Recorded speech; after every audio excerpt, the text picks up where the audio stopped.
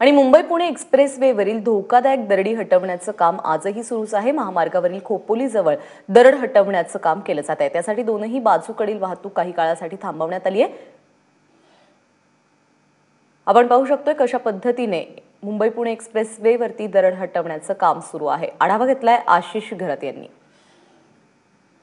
Mumbai Pune express हायवेवरती आज दुसऱ्या दिवशी सुद्धा या ठिकाणी काम केलं जात आहे। खोपोली एक्झिट जो आहे म्हणजे पुण्याकडे जाणाऱ्या मार्गावरती खोपोली एक्झिटच्या अलीकडे हे काम सुरू आहे। डोंगराच्या दोन्ही बाजूला काम सुरू आहे। IRB मार्फत हे काम केलं जात आहे। जी लूज झालेली दरड आहे ही काढण्याचं काम या ठिकाणी केलं जाते।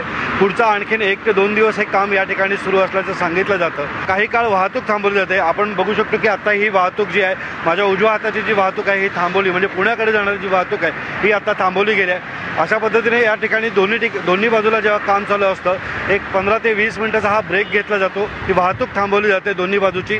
अशाच पद्धतीने काही वेळाने इंटरव्हल्सनी हा 15 ते 20 मिनिटाचा हा ब्रेक घेऊन इथे काम केले जाते आणि जी दरड आहे, जी धोकादायक दरड आहे ती काढण्याचं काम या ठिकाणी IRB कडनं केलं जातं। आशिष घरत, ABP माझा, रायगड।